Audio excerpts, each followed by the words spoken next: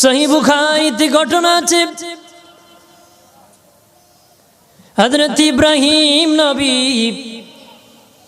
নদীর পানি দিয়ে হাঁটিয়া যাচ্ছেন, দেখলেন একটা প্রাণী মরে আছে। প্রাণীটাকে কুকুর খাচ্ছে, শিকাল খাচ্ছে, বিভিন্ন প্রাণী এরা টেনে টেনে খাচ্ছে। ইব্রাহিম খলিলুল্লাহ, আল্লাহ তুমি না কিয়ামতের দিন তাকে জিন্দা করবা, চতুর্দিকে তো খেয়ে ফেলছে, কেমনে জিন্দা করবা, কেমনে করবা? আল্লাহ বলেন, রে ইব্রাহিম তুমি কি বিশ্বাস করো না? ইব্রাহিম নবী কো আল্লাহ বিশ্বাস করি, তবে কেমনে করবা আমার একটু দেখাও, বিশ্বাস করি। আল্লাহ তখন 4টা পাখি ইব্রাহিমের হাতের মধ্যে দিয়ে দিলেন। 4টা, কয়টা?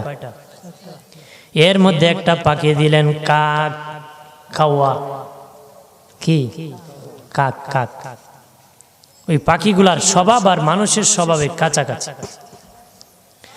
কাকের স্বভাব আর মানুষের স্বভাবের মধ্যে মিল আছে। কি আছে? ব্যাখ্যায় লেখা হয়েছে, কাক পাখির মধ্যে কাক হলো লোভী প্রকৃতির পাখি, লোভ বেশি। কিতা বেশি? লোভ। অন্য পাখিরা বাসা থেকে যখন বের হয় সকালবেলা খিদা নিয়ে, আল্লাহকে বলে, আল্লাহ খাবারের ব্যবস্থা করো গো, তোমার ভরসা নিয়ে বের হলাম। কারণ যার তোমার বান্দারা ক্ষেত করেছে, ফসল ফলাইছে, আমি খাবো, এখানে জাল পাতায় রাখছে, আমি যেন ধরা পড়ে যাই। বাড়ির পাশে টিন লাগায় রাখছে, স্বামী স্ত্রী মিলে মিলে টানে, টন টন টন টন করে, কোন সময় ধরে আর মারে, জীবন শেষ করে। ও মালিক, তোমার ভরসা নিয়ে বের হলাম। তার আল্লাহর উপর ভরসা নিয়ে খিদা নিয়ে বের হয়। বিকাল বেলা যখন বাসায় ফিরে, তার খাবার তৃপ্তি মিটে বাসায় ফিরে যায়, খিদা নিবারণ করে ফিরে যায়। কিন্তু খাওয়া একটু উল্টা, খাওয়া একটু উল্টা। কাক আসিয়া খাবার খাইতে আসিয়া আপনার উঠানে যখন ধান দেখবে, মনে মনে কইবে, একটা লেখছে, কইব আগামীকাল তো মহিলায় দান দিত না, আর তো খাবার নাও পাইতে পারি, কিছু জমা করে রাখি। এই জন্য কিছু খাবার জমা করে নিজে খায় না, নিজে মানে খাল কর পাইতো না, এই চিন্তা করে যেন কিছু বেছে নিয়ে গিয়া, মানে নিতে গিয়ে আর খায় না, গোপন জায়গায় লুকিয়ে রাখবে। যখন রাখতে চায় তখন চক্ষু মুখ জ্বালায়, চোখ কিতা করে মুখ জ্বালা, কেউ নেই দেখ খেলায়, কেউ নেই, মানে নিজের চোখ মুজ্জা খাওয়া খায়, আমি চোখ মুজ্জা রাখি, কেউ যেন আমি দে রাখছি দেখে, নিজের চক্ষু মুজি খাবার রাখে, পরে নিজের খাবার নিজে খুঁজিয়ে আর পায় না, নিজের খাবার নিজে খুঁজিয়া। শোনো, মানুষ কয় না বাপিটা খাওয়াইতেই গেছে, এটা খাওয়া ঠিক আছে, কারণ নিজের চক্ষু মুজে খাবার রাখে, চক্ষু মুজিয়া খাবার রাখে, আর খাবার পরে আর খুঁজে পায় না, পরের দিন উপবাস থাকে, এইভাবে কিছু খায় কিছু না। কিন্তু মাল জমায় সবার চেয়ে বেশি, মাল জমায় কি? আর যত প্রাণী আল্লাহ বানাইছে, সবচেয়ে লম্বা হায়াত হলো কাকের। কাকের সবচেয়ে বেশি লম্বা হায়াত আল্লাহ দান করে দিয়েছে। খাওয়ার হায়াত বড় লম্বা, খাওয়ার হায়াত লম্বা। তো কাকার খাওয়ার সাথে আমাদের মিল কেমন? আমরাও জমাই, খায় না, টাকা জমাবে। শাস্তাগঞ্জে গিয়েছে, দেখছে মিষ্টি, জানে চেয়েছে খাবে, তার মনে চাইছে খাবে, কিন্তু টাকা লাগবে, এই জন্য খায় না, টাকা জমায়। এক সময় মিষ্টি ঘরে আসছে, টাকা হয়েছে, মিষ্টি খায়া দেখ, ডায়াবেটিস বাড়াই মুখ হয়ে বড় নিব, খাওয়ায় না, হ্যাঁ জমায়, কিন্তু পরে আর জমলেও খাওয়া। গরুর গোস্ত বাজার থেকে এক সময় 1 কেজি খেতে পারতো, টাকা লাগবে এই জন্য কিনে আনে নাই, কিন্তু এক সময় টাকা হইছে, গরুর গোস্ত গড় আছে, কিন্তু গরুর গোস্ত কয় খা, প্রেসার এমন বাড়ানো, আজকে রাত্রি তোরে কবর লইয়া যাইমু, আজকে রাত্রি কবর লইয়া যাই। তুই জমাইছিল, খাইতে পারছে? আমার প্রাণের বাবাজি, আমার আল্লাহ বলেন, হে ইব্রাহিম, আমি 4টা পাখি তোমাকে দিয়েছি রে, এই 4টা পাখিকে জবাই করে 4টা মাথা এক জায়গায় রাখো, 4টার মাথা, আর বাকি অংশকে চেঁচিয়া 4টার বটিটাকে একত্র করো, একদম নরম করে ফেলো, লিকুইড করে ফেলো, 4টাকে একত্রে চেঁচিয়া 4টা পাহাড়ের মধ্যে মিশ্রিত করে রেখে দাও, 4টাকে একত্রে মিশ্রিত করে 4 ভাগ করে 4টা পাহাড়ের মধ্যে রেখে দাও। আল্লাহ বললেন, রে ইব্রাহিম, এবার তোমার যেটা মনে চায় সেই পাখির মাথা নিয়ে তুমি ডাক দাও, এই পাখিটা আগের মতন হয়ে যাও। হযরত ইব্রাহিম নবী কাকের মাথা নিয়ে বলল, আগের কাক হয়ে যাও। তখন চেয়ে দেখে 4 পাহাড় থেকে দৌড়ায় কাকের অংশ কাকের মাথায় লেগে আবার জীবিত হয়ে কাক হয়ে গেল। চিল্লায় বলেন না সুবহানাল্লাহ। উনি ডাক দিছে যেমন, কারণ সবটা মিশ্রিত ছিল, সবটার একটার মধ্যে 4টার অংশ আছে, 4টার মধ্যে 4টার অংশ আছে। উনি ডাক দিয়েছে, 4 পাহাড় থেকে দৌড়ে আসিয়া কাকের দেহ লেগে কাক সৃষ্টি হয়ে গেছে। আরো জোরে বলেন। আমার আল্লাহ বলেন, ইব্রাহিম, যে যেখানেই থাকুক না কেন রে, যার মরণ যেখানেই হোক না কেন, যে যেখানে থাকুক না কেন, আমি আল্লাহ সেখান থেকে তারে জিন্দা করব। চিল্লায় বলেন না সুবহানাল্লাহ। ভাগিয়া যাওয়ার সুযোগ আছে? চতুর্দিকে আসমান, হই যাইবা ওসমান, ভাগিয়া যাওয়ার সুযোগ নাই। আল্লাহ চতুর্দিকে বাউন্ডারি দিব আগুন দিয়া, কি দিয়া? ভাগিয়া যাওয়ার সুযোগ নাই। সকল কি কাতারে কাতারে, দলে দলে ওই মাঠে দাঁড়াতে হবে। আল্লাহু আকবার বলেন না। নাস্তিকরা বিশ্বাস করে না, আল্লাহরই মানে না, কেন অর্ডার গড, কিসের খুদা খায়, অথচ কি তাকে বানাইলো সেটাই সে তার খবর। নাস্তিকরা বলে মহাশূন্য একটা গ্রহ ছিল, হঠাৎ করে বিস্ফোরণ হয়ে যায়, এক টুকরা পৃথিবীতে আসে, এই পৃথিবী হয়ে যায়। কি তুই সিয়া এক টুকরা নাকি ইন্ডিয়া ইয়া পৃথিবী হইছে, কত বড় পাগলামি মাত, পাগলের মাত না। আমি যদি এখন বয়ান করি, ভাইরা রে, এইখানে একটা লোহার টুকরা ছিল, হঠাৎ করে বিস্ফোরণ হয়ে গেছে। এক টুকরা দিয়ে ব্যাটারি হইছে, এক টুকরা দিয়ে ক্যামেরা হইছে, এক টুকরা দিয়ে মেশিন হইছে, এক টুকরা দিয়ে ইউনিট হইছে, হরেন হইছে, মাউথপিস হইছে। ও ভাইরাম, সব মিলায়া মাইক হয়ে গেছে। আপনারা কইবেন তার সিরা হুজুরটা কইতে গাইছে, কইবেন না? কইব না কেউ? লোয়ার থেকে আবার মাইক হয়ে জায়গা, হ্যাঁ, আর কেমন তার ছিঁড়ছে, মারাত্মক ছিঁড়ছে না? যেটা বলেন মারাত্মক ছিঁড়ছে। আপনারা বলতে পারেন, আমি মাঝে মধ্যে বলি, এই এলাকাও বলতে পারি যে শিক্ষিত হলে আবার তার ছিঁড়ে কেমনে? শিক্ষিত লোকেরও মাঝে মধ্যে তার ছিঁড়ে, শিক্ষিত লোকেরও মাঝে মধ্যে তার ছিঁড়ে।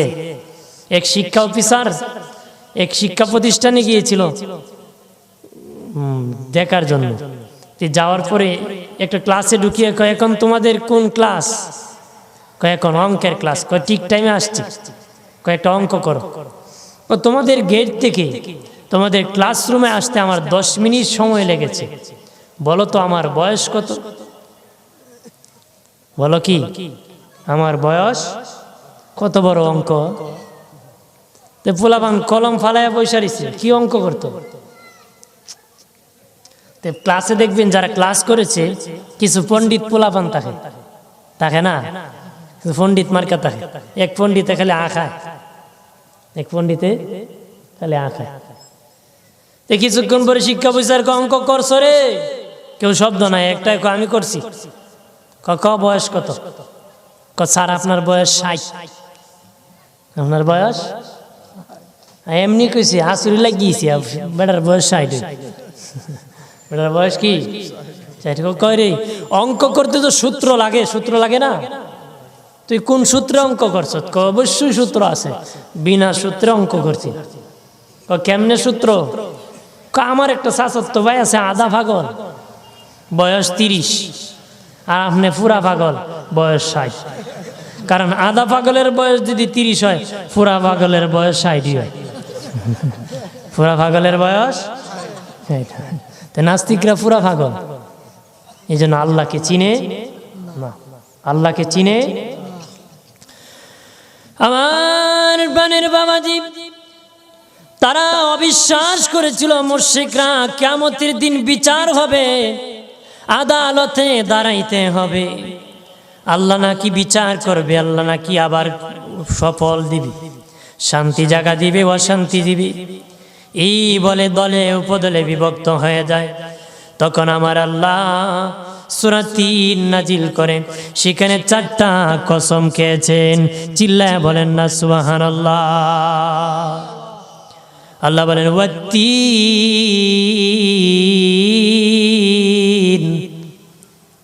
আল্লাহ বলেন 3 ফলের কসম, ডুমুর ফলের। আল্লাহ প্রথম 3 ফলের কসম খেয়েছেন, ডুমুর ফলের কসম খেয়েছেন। 3 ফল কেমন ফল? যেই ফলের উপকারী অনেক। যেই ফল কোন ফল? যেই ফলের গাছের পাতা দিয়ে আদম নবী জান্নাতে তার লজ্জাস্থান ডেকেছিলেন। নবী হযরত আদম আলাইহিস সালাম জান্নাতের ভিতরে যখন ভুল করেছিলেন, তাদের দেহ থেকে জান্নাতি পোশাক খুলে নিয়েছিল ইবলিস। ইবলিসের ধোঁকায় কাপড়। আজ আদম সন্তানের পাছনে ইবলিস দৌড়ায় কাপড় সুপড় খোলার জন্য রে। কাপড় খুলবার লিয়ে দৌড়ায়। কারে কত শর্ট পরানো যায়, ইবলিসের কাম। আদম কি জান্নাতে কাপড় খুলেছিল ধোঁকায় ফেলে দিয়ে। কথা বলেন ঠিক কি না? নবী হযরত আদম আলাইহিস সালামের দেহ থেকে জান্নাতি লেবাস যখন খুলে যায়, আমার আল্লাহ বলেন আমি তার শরীরের মধ্যে কিছু জান্নাতি পোশাকের সিমটম রেখে দেব, পরিচয় রেখে দিব গো। আমার প্রভু রব্বুল আলামিন আমাদের 2 হাত পায়ের মধ্যে নখ রেখেছেন, নখ। ওই জান্নাতি পোশাক ছিল, এই জান্নাতি পোশাকের পরিচয় 2 হাত পায়ের মধ্যে সিমটম রেখে দিয়েছে। এইভাবে ঝরে গিয়েছিল, আজ নখ ঝরে যায়। ইয়াউমুল জুমআ, জুমার কাজ প্রতি জুমাবারে নখ কাটতে হয়। নখ আজও নখ এইভাবে বাড়ে, নখ এইভাবে বাড়ে। নখ আপনি কাটেন, কাটতে কাটতে পুরা যদি কেটে দেন, এইখানে আসি আর পাবেন না নখ, এইখানে সমাপ্তি হয়ে গেছে। এই জায়গায় কাটলে আর নাই। আল্লাহর কত কুদরত, কত সুন্দর সিস্টেম আল্লাহ রেখেছে। ও মুসলমান, একটু চিল্লায় বলেন না আল্লাহু আকবার। এই সিমটম আল্লাহ পরিচয় রেখেছেন। হযরত আদম নবী গাছ থেকে 3টা পাতা পেরেছিলেন, আর হাওয়া 5টা পেরেছিলেন।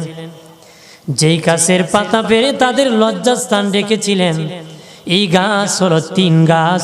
ওই 3 গাছের পাতা দিয়ে আদম আর হাওয়া তাদের লজ্জাস্থান রেখেছিলেন। আদম 3টা আর হাওয়া কয়টা? 5টা। এই জন্য কাপনের কাপড় 3টা, পুরুষের মহিলার 5টা। মহিলার কয়টা? পুরুষের কয়টা? আমার প্রাণের বাবাজি, খেয়াল করেন ভালো করে। আল্লাহ 3 ফলের কসম খেয়েছেন। এটা কেমন ফল? যেই ফলের আল্লাহ কসম খেয়েছে। কেমন ফল? আল্লাহ বলতে পারতেন আনারসের কসম, এটা ছোট ফল, বড় ফলের ফল।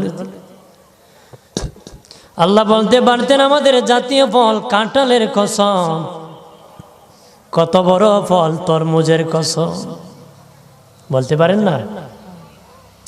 কিন্তু 3 ফলের কসম খেয়েছেন, ওই ফল জান্নাতি ফল দামি, এই জন্য আমার আল্লাহ সেটার কসম খেয়েছে।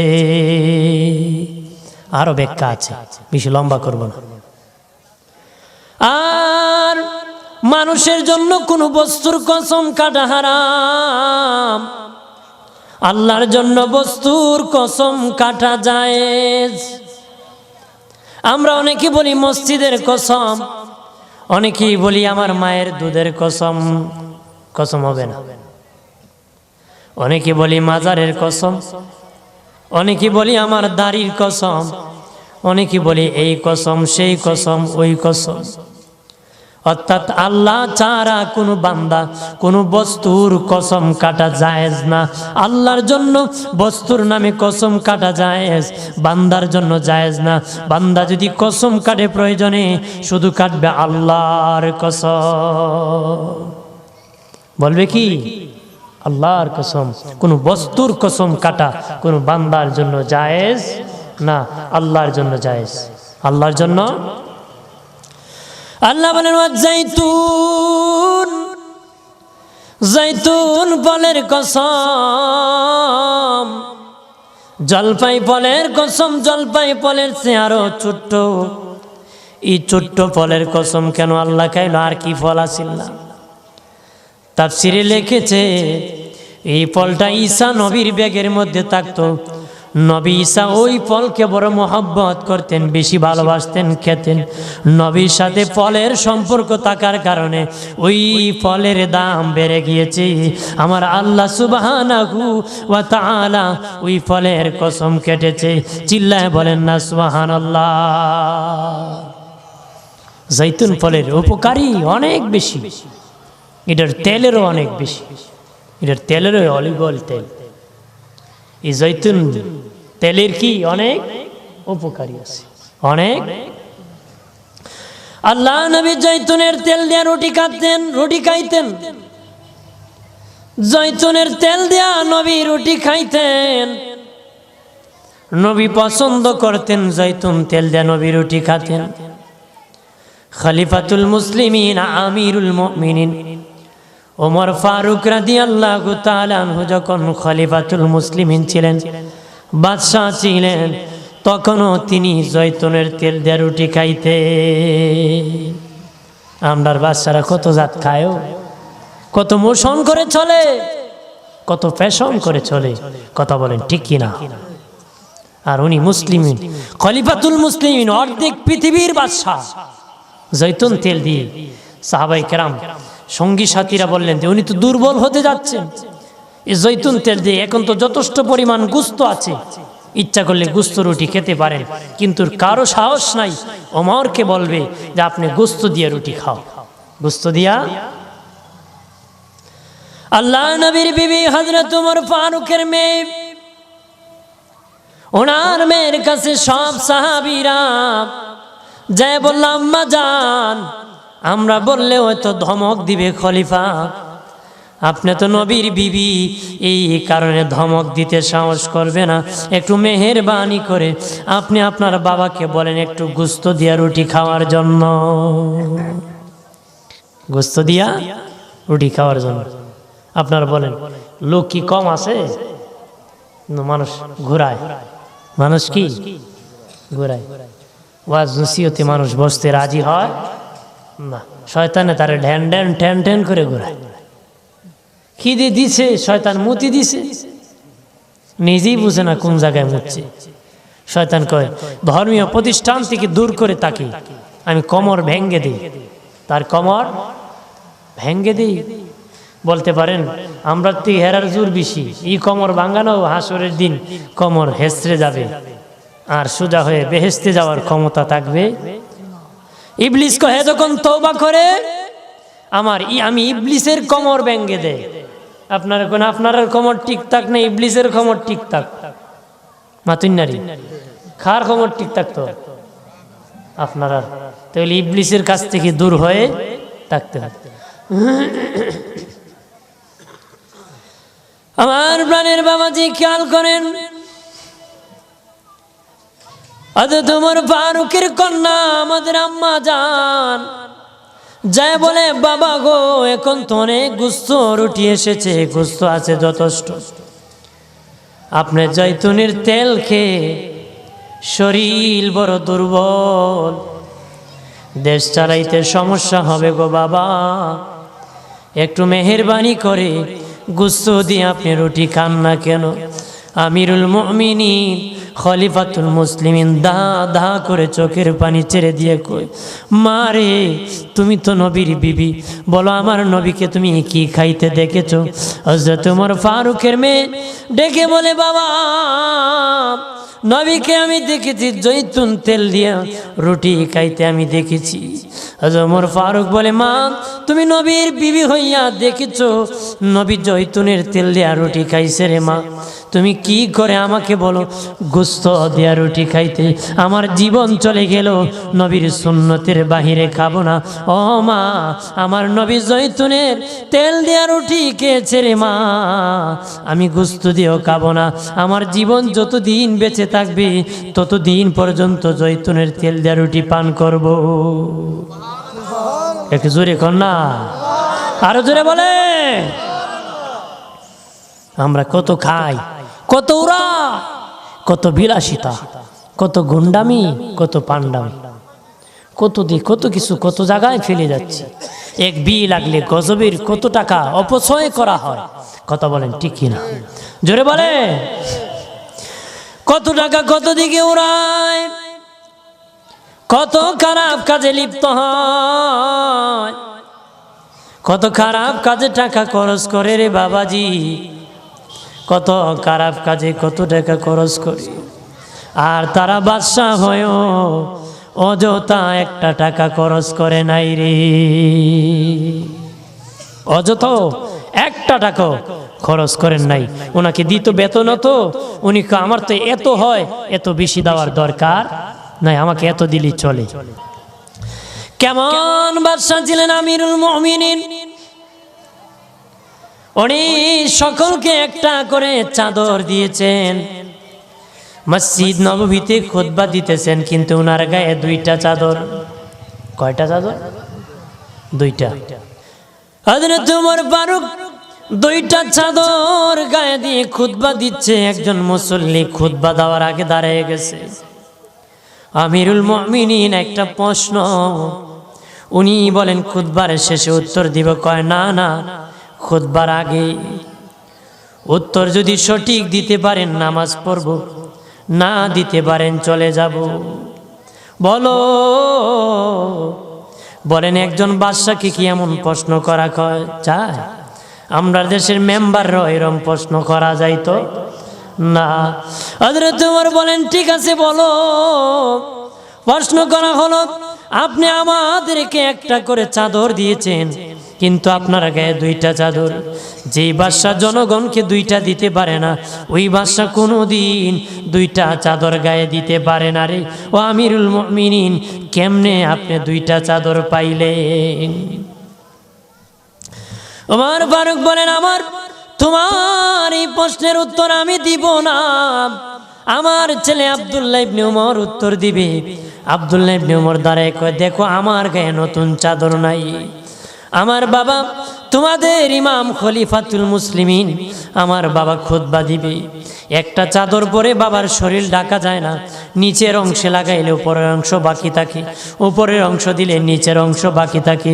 আমার বাবা খুতবা দিবে, এই জন্য আমি আব্দুল্লাহ ইবনে ওমর আমার চাদরটাও বাবাকে উপহার দিয়েছি, এই জন্য বাবার একটা আমার একটা দুইটা চাদর দিয়ে বাবা খুতবা দিচ্ছে। আরো জোরে বলেন না। আমার প্রাণের বাবাজি, আল্লাহ বলে ওয়াত্তিন ওয়াজ্জাইতুন, তিনের কসম, জৈতুন ফলের কসম। আল্লাহ বলেন তিন ফলের কসম, জৈতুন ফলের কসম। আল্লাহ ওয়াতুরি সিনিনা, আল্লাহ বলেন তুর পাহাড়ের কসম, তুর পাহাড়ের মধ্যে কত পাহাড় আছে। আমার আল্লাহ ইচ্ছা করলে অন্য পাহাড়ের কসম খাইতে পারতেন, কিন্তু তুর পাহাড়ের কেন কসম খেয়েছে? তুর পাহাড়ে নবী হযরতে মুসার কদম লেগেছিল রে বাবাজি। মুসা নবীকে কিতাব দিয়েছিলেন তুর পাহাড়ে। আল্লাহ বলেছিলেন মুসা তুমি তুর পাহাড়ে আসবা। মুসা নবী তুর পাহাড়ে দিয়েছেন, আল্লাহ তক্তার মধ্যে ওনার কিতাব লেখে আসমান থেকে নাজিল করেছে। কিসের মধ্যে? কাঠের মধ্যে দিয়েছে লিখে। হযরত মুসা নবী তুর পাহাড়ে কাঠের মধ্যে আল্লাহ যখন কিতাব নাজিল করেছে, মুসা নবী চাইলো কত কাঠ জীবনে ওয়াজ দিয়েছি, এই কাঠটাও আমি কাঁধে উঠায় নিব। নবী মুসা যখন কাঠের মধ্যে ধরেছে, কিন্তু কাঠ এত ওজন, মুসা নবী একটু নাড়াচাড়া করতে পারে না রে।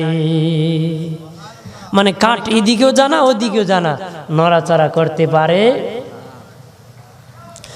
মুসা নবী ডেকে বলে আল্লাহ, চিৎকার দিয়া বলেন আল্লাহ, আর জবান খুলে বলেন আল্লাহ, আর আওয়াজ করে বলেন ইয়া রাসূলুল্লাহ। মুসা নবী বলে মালিক, ও আল্লাহ এত ওজন কাঠ আমি সরাইতে পারতেছি না, মালিক গো আমাকে কিছু ফিরিস্তা দাও, কাঠটা যেন আমার বাড়িতে নিয়ে দে। ফিরিস্তা নাজিল করেছে, ফিরিস্তারা পারে না কাঠ সরাইতে।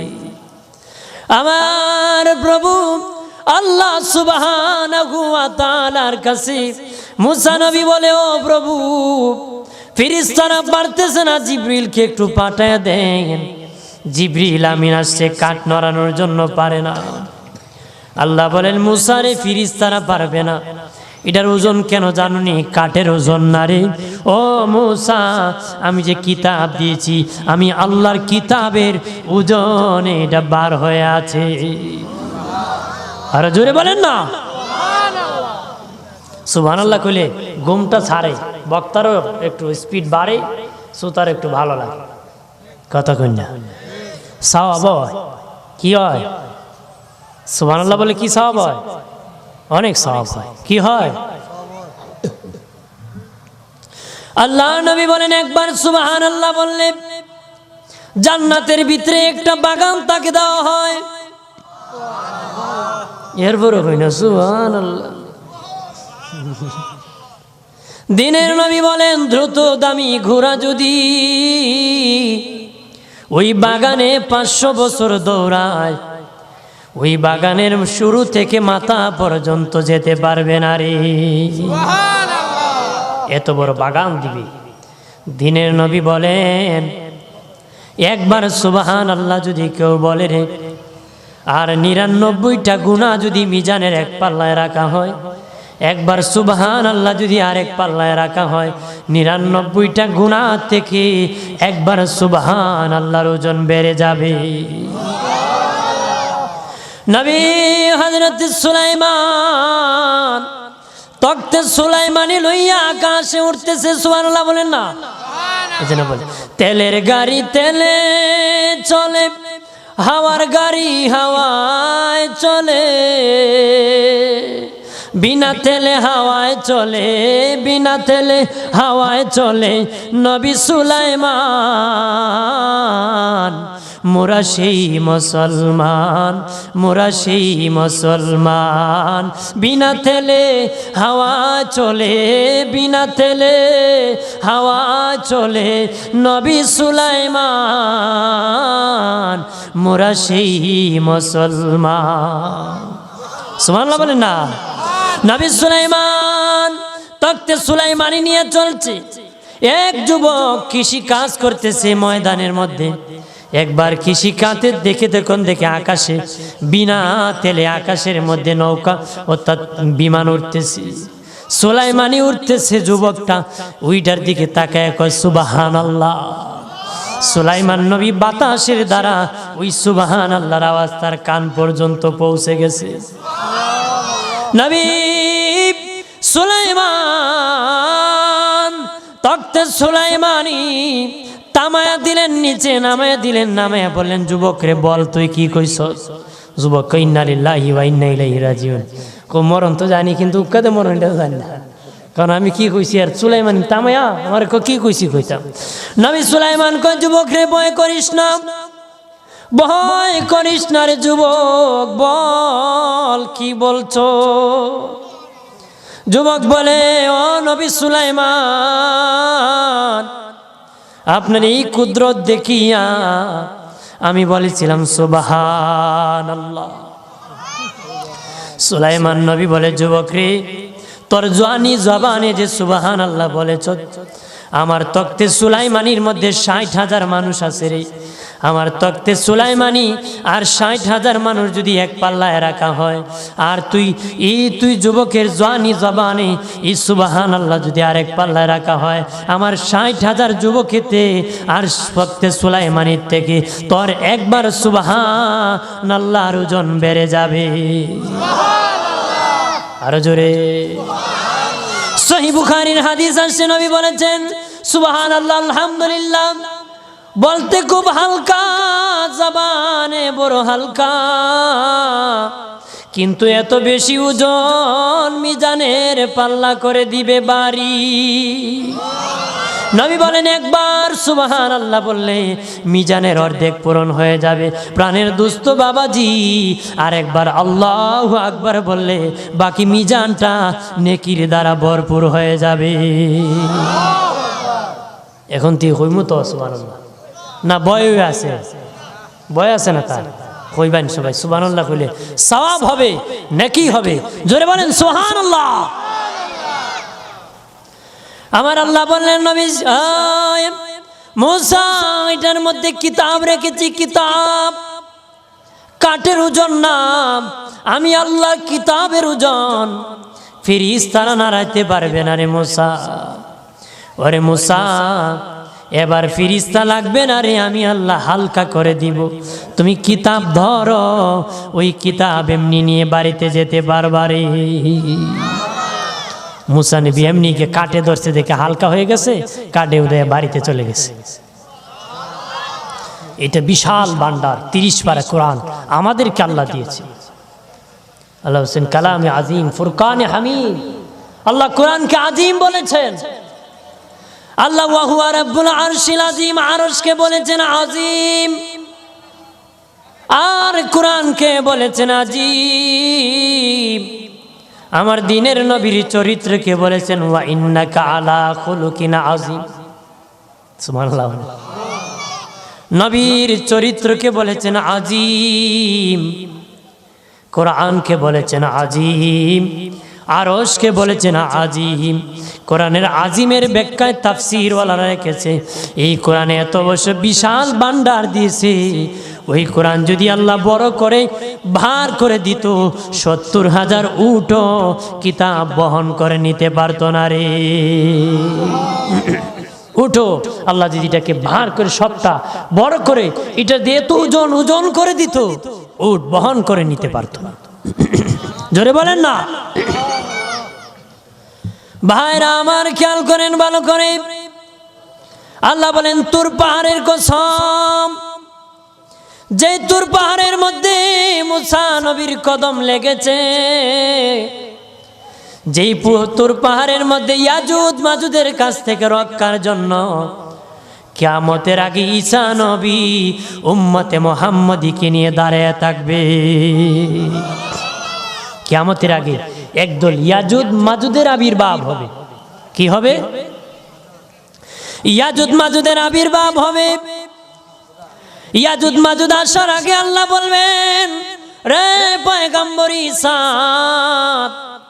যত ইমানদার আমার বান্দা আমার নবীর উম্মতে মুহাম্মদী আছে তাদেরকে সবাই রে নিয়া তুমি পয়গম্বর ঈসা তুর পাহাড়ের মধ্যে অবস্থান করো।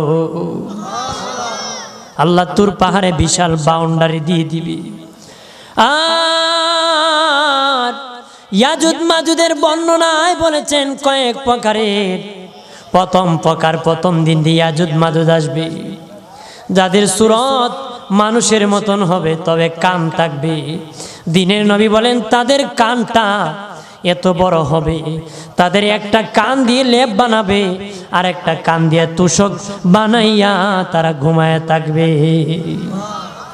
অর্থাৎ এত বড় কান হইব, এক কান দিয়ে লেপ তোশক বানাইবো আর এক কান দিয়া কম্বল বানাইবো, বানাই ঘুমাই থাকবো, এত বড় কান। ওই প্রথম প্রকার ইয়াজুজ মাজুজ আসিয়া, প্রথম প্রকার ইয়াজুজ মাজুজ আসিয়া এই দুনিয়ার যত মানুষ ছিল বেঈমানরা, তাদেরকে দরিয়া দরিয়া খেয়ে ফেলবে, রক্ত খেয়ে ফেলবে, রক্ত তাদের গাড়ির দিক থেকে দরিয়া রক্ত খেয়ে ফেলবে, পৃথিবীর মধ্যে লাশ পড়ে থাকবে। দ্বিতীয় প্রকার ইয়াজুজ মাজুজ আসবে, দিনের নবী বলছেন নাইকেল গাছের মতন লম্বা। তারা আসিয়া বলবে শুনেছি পৃথিবীতে শুধু মানুষ আছে, এখন দেখি সব মানুষ মরে গেছে। তখন তারা কি করবে, যত গাছ বৃক্ষ আছে সব বৃক্ষ চাবায়া চাবায়া খেয়ে ফেলবে। সুবহানাল্লাহ বলেন না, সব বৃক্ষ খেয়ে ফেলবে।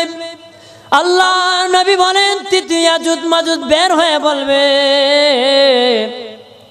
শুনেছি পৃথিবী নাকি সবুজ, শুধু গাছ আছে, এখন দেখি কিছুই নাই। তখন তারা সব সমুদ্র খালে আর বিলে আর নদীর পানি যা আছে সব খালের বিলের পানি সবকে জমিন শুকায় ফেলবে, সব টাইনে খাই লিব, জমিন ফেটে যাবে, শুকিয়ে যাবে। ইয়াজুজ মাজুজের কাদের মধ্যে এক জাত রোগ হবে, যন্ত্রণা হবে, পুক পড়ে যাবে, ইয়াজুজ মাজুজ মরে যাবে। ইয়াজুজ মাজুজ আমার আল্লাহ সুবহানাহু ওয়া তাআলা বলবেন ও ঈসা এবার তোর পাহাড় থেকে তুমি জমিনে নেমে যাও, তোর পাহাড় থেকে তুমি জমিনে নেমে যাও, জমিনে নেমে যাও।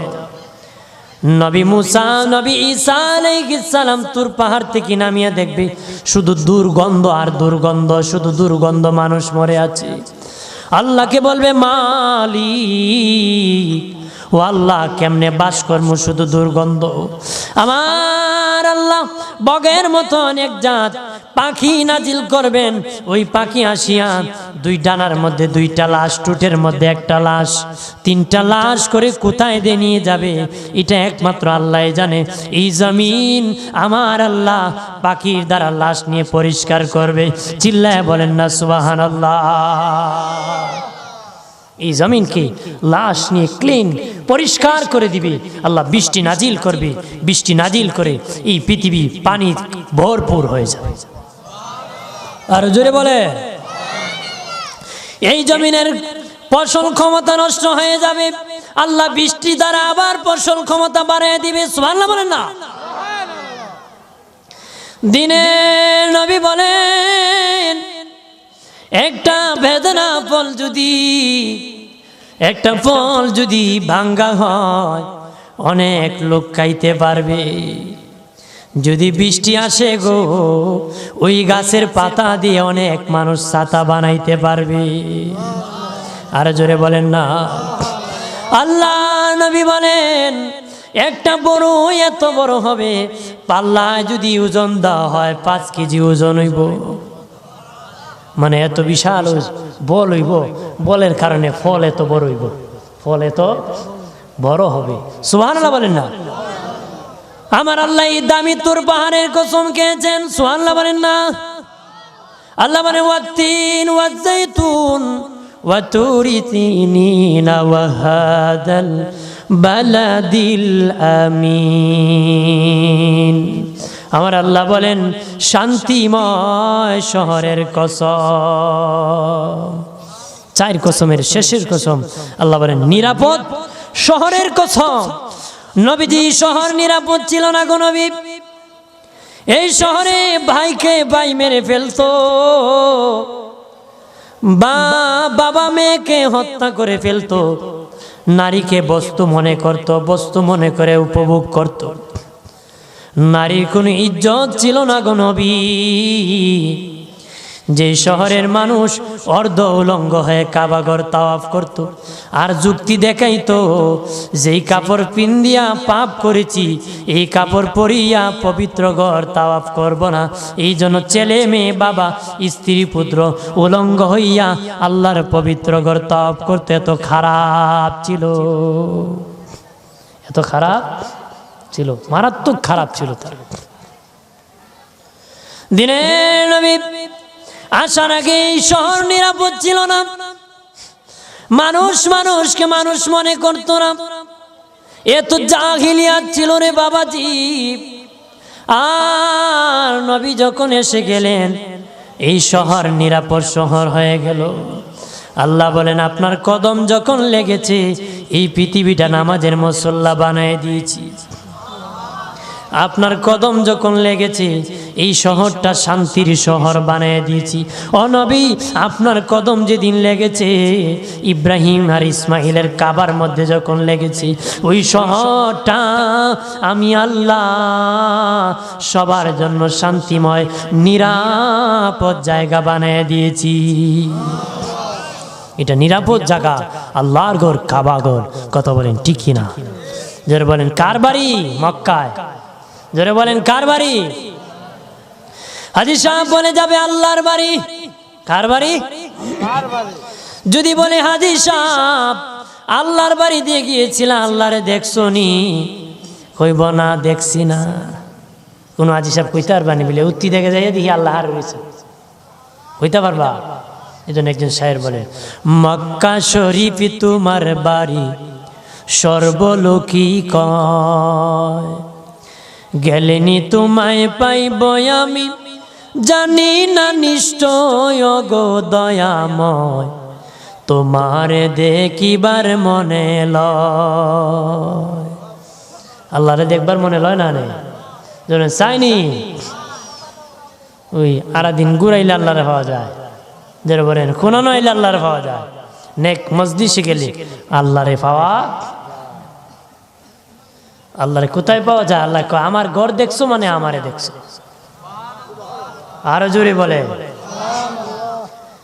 আল্লাহ শান্তিময় শহরের কসম কেটেছেন,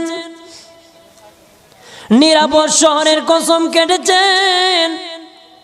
এই চার কসম কাটি আল্লাহ বলেন লাকাদ খালাকনাল ইনসানা ফি আহসানি তাকওয়িম,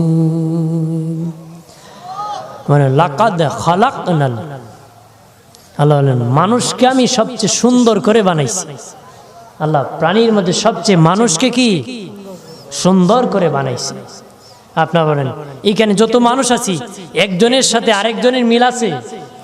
সব কুকুরের মুখের কাটিং একরকম, কিন্তু মানুষের মুখের কাটিং একরকম সবার না, একরকম সবার না। যেটা বলেন সবার একরকম, কারোর সাথে কারো মিল নাই।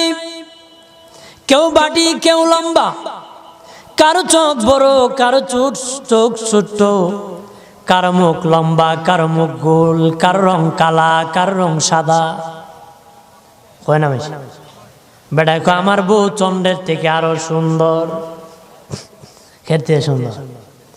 আল্লাহ কয় না না, তামাম সৃষ্টি থেকে মানুষকে আমি বেশি সুন্দর করে বানাইছি। বউ চন্দ্রের থেকে সুন্দর। আল্লাহ কয় আমি মানুষ বানাইছি সবচেয়ে সুন্দর। চন্দ্র তো আল্লাহর সৃষ্টি, তাহলে মানে কি চন্দ্রের থেকে একজন কালো মহিলা অন্ধ মহিলা সুন্দর? আরো জোরে ইমামুল আজম আবু হানিফা নুমান ইবনে সাবিত রাদিয়াল্লাহু তাআলা আনহু যুগে এক লোক তার বিবিরে কইল তুই চন্দ্রের থেকে সুন্দর না হইল তালাক। চন্দ্রের থেকে সুন্দর না হইল বেটা বস তালাক হইল। তখন বিপদে পড়ে গেল। বিবি কয় স্বামী রে স্বামী, সুন্দর আর বিশ্রীর প্রশ্ন নয়, কিন্তু তালাক তালাক কেন বললা? কয় সমাধানের জন্য চলে একজন মুফতি সাহেবের কাছে। মুফতি সাহেবের কাছে যাওয়া হলো। মুফতি সাহেব কয় না না, তোমার কালো বিবি কোনোদিন চন্দ্রের চেয়ে সুন্দর হতে পারে না রে। বউ যাইছে গেছে, বউ কি গেছে বেটা বউ সারার সময় উস থাকে না, কিন্তু আনার জন্য খুব বেউসি যাবে। সাইরি কতকান পরে কয় আমার তো উস আসিল না, হুজুর আমার তো উস আসিল না। কয়ে যাও গ্রামের মাকবররা কয় একজন মুরব্বী মুফতি সাহেবের কাছে গিয়ে আনো, এই পাপ কে গজবে। একজন মুফতি সাহেবের কাছে গিয়া কয় এইভাবে করছি, মুফতি সাহেব তালাক হয়ে গেছে।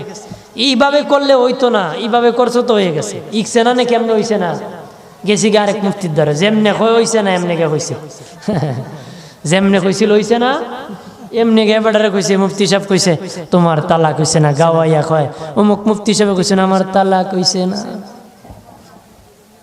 কিন্তু জিনা করছে, সন্তান যাতা জন্ম দিছে, আরাম যাতা দিছে। এখানে কি কেউ নাই? এখানে কেউ নাই রাস্তাতে?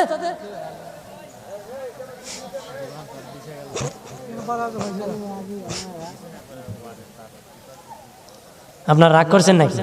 আমি তো নিজের মানুষ, এই জন্য দাব মারছি না। দূর গেলাম এই কথা বললাম না, কেডা কি কয়, দূর গেলে এরকম রাগ করতাম না, এই এলাকা দিকে রাগ করছি। আরেক জায়গায় গেলে কি এরকম করলে উপায় আছে? আবার কুইটাল বাম দেব, কুইটাল বাম অভ্যাস শয়তানে তাদেরকে ধরছে। এখানে ওয়াজ চলছে, তোরা কামলাত লাগাই দিলাম, গরম থাক। কারণ মানুষ খুব মনোযোগী আছে, আর তোরা দিয়ে চিল্লাচিল্লি করেছ, তোরা মানুষ মনোযোগী ভাঙবে না, বক্তারও ভেঙে যায়, এই জন্য চিল্লাচিল্লি করে। এটা ইবলিসের কাম। এটা কার কাম? ইবলিসের কাম। আমরা তো ইবলিসের পিছিয়ে দৌড়াই।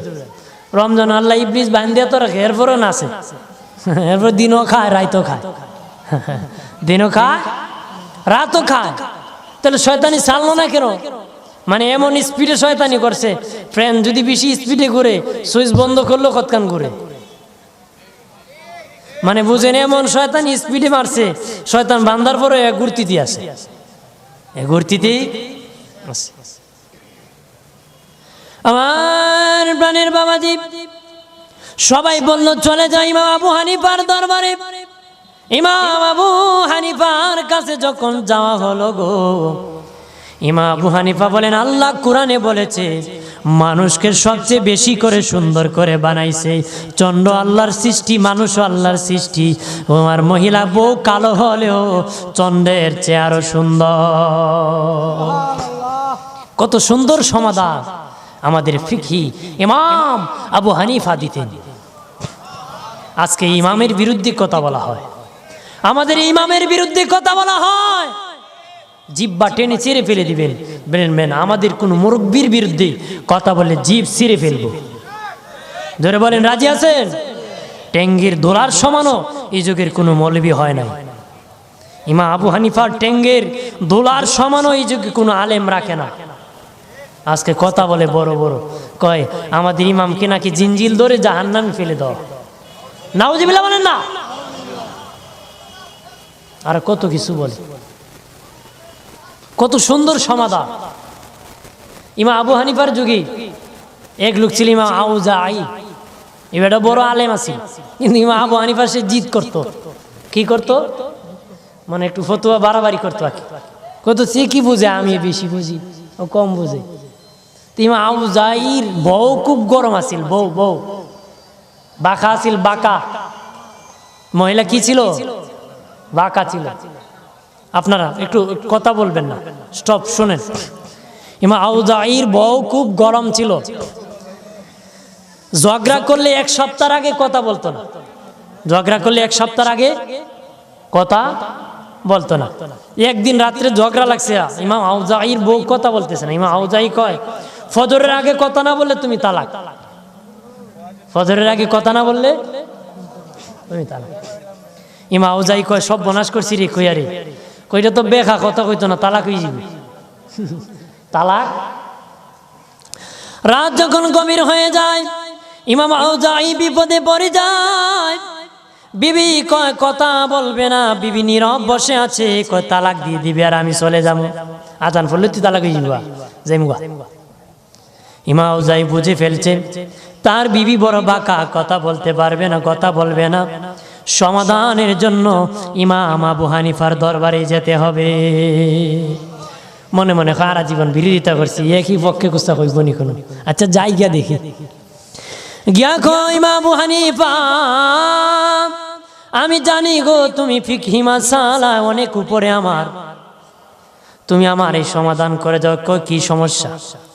কয় আমার বিবি বড় বাঁকা, আমি ঝগড়া লাগলে 1 সপ্তাহ আগে কথা বলে না, আমি ঝগড়া করে বলেছি যদি কথা না বলস ফজরের আগে তুই তালাক, কিন্তু বিবি তো কথা বলে না রে, সমাধান কি? ইমাম আবু হানিফা বলেন যাও যাও বাড়ি চলে যাও। সে মনে মনে কয় যাবে না রে, সমাধান করবে না, কারণ রাগ আমার প্রতি। ইমাম আউজাই দেখে হঠাৎ করে আজানের আওয়াজ শোনা যাচ্ছে, আজানের আওয়াজ শোনা যাচ্ছে। তার বিবি গাটুরি বাঁধিয়া আউজাই রে আসসালামু আলাইকুম, আপনি বলেছেন ফজরে আজান পড়লে আমি তালাক হয়ে যাব, আজান হয়ে গেছে, আমি তালাক হয়ে গেছি, আমি আমার বাবার বাড়ি চলে যাচ্ছি। মহিলা মারতে লিছে না, আমার সাথে মারছিনি, তো আসসালামু আলাইকুম আমি যাই। মহিলা বের হয়ে গেছে, দরজা খুলে দেখি ইমাম আবু হানিফা তার বারান্দায় দাঁড়িয়ে আছেন। আল্লাহু আকবার বলেন না। ইমাম আবু হানিফা দেখিয়া কয় কই যাও? কয় বেচারা তালাক দিয়ে দিছে, আমার বাবার বাড়ি চলে যায়। কয় কেমনে দিছে? কয় এমনে এমনে। বলেছে ফজরে আজান যদি পরে যায় আমি তালাক হয়ে যাব। ওই ইমাম আবু হানিফা ফজরের আজান হয়ে গেছে, আমার তালাক হয়ে গেছে। ইমাম আবু হানিফা কয় ফজরের আজান হয় নাই, আমি তো তোমার বাড়ি দাঁড়াইয়া তাহাজ্জুদের আজান দিছি, তাহাজ্জুদের আজান দিছি, ফজরের আজান পড়ে নাই। আর ওই আজান শুনিয়া কথা বলেছো ফজরের আগে, তুমি আর তালাক হইবা না। আর জোরে বলেন না। উনি হলেন আমাদের ইমাম, উনি হলেন আমাদের ইমাম। আর একটা কথা বলি, কেমন ইমাম ফিকহি মাসালার। আরেক ব্যক্তি বলেছে, তার বিবির সাথে সহবাস করে বলেছে তুই যদি পানি দিয়া গোসল করস তুই তালাক, ফরজ গোসল করলে তালাক, বিটি গোসল করলে তালাক। না পানি নাইমা করতে পারবে, না পানি উঠে করতে পারবে, পানি দিয়া গোসল করলে ফরজ গোসল তালাক। ইমাম আবু হানিফার দরবারে জামাই দৌড়ায়, আমি তো ভুল করে ফেলছি, এই কথা বলছি, সমাধান কি? ইমাম আবু হানিফা কয় তোমার বিবি ওই নদীর পাড়ে দিয়া পুকুরের পাড়ে দিয়ে হাঁটবে, তুমি ধাক্কা দিয়ে ফেলে দিবা। তোমার বিবি তো গোসল করবে না, ফেলে দিছে, ফেলে দিলে তো পানি লাগবে, তখন ফরজ শেষ হয়ে যাবে। বিটি কি গোসল করছি? বিটিরে ফালাই দিছে, মহিলারে ফেলে দিছে। মহিলা কি গোসল করছে? আমার প্রাণের বাবাজি, আল্লাহ মানুষ বানাইছে সুন্দর করে, সুবহানাল্লাহ বলেন না। কত সুন্দর চক্ষু দিয়েছে, চোখের মধ্যে আবার পানি দিয়েছে, মেডিসিন। কত ধুলা বালি চোখে পড়ে রে, চোখ অন্ধ হয় না রে, ওইসে নি। কত সুন্দর মেডিসিন দিয়েছে, উপরে পাত দিয়েছে, পাতি দিয়েছে, নিজে নাড়াইতে হয় না, অটোমেটিক নড়ে, অটোমেটিক নড়ে। আমার আল্লাহ বলেন নড়াচড়ার কারণে রাস্তা দিয়া তুই যখন হাঁটিয়া যাস, ধুলাবালি তোর চোখের মধ্যে পড়ে রে। আর আমি চোখের ভিতরে মেডিসিন পানি দিয়েছি, নাড়াচাড়ায় পানি একবার উপরে যায়, নিচে যায়, তার যারা ময়লা সব দূর হয়ে তোর চোখটা সুন্দর হয়ে যায়, সুন্দর হয়ে যায়, সুন্দর হয়ে যায়, পরিষ্কার হয়ে যায়। চিল্লায় বলেন না সুবহানাল্লাহ। আল্লাহ কত সুন্দর হাত পাও দিয়েছে, হাত পাও, হাত এমনি ভাঙ্গা যায়, সোজা করা যায়, পাও যেমনি মনে চায় তেমনি ফেলে দেওয়া হয়, সোজা করা যায়। এক লোক নদী দিয়া যায়, মানুষ বিশাল নদী ভরা, নৌকা ভরা, জায়গা হয় না।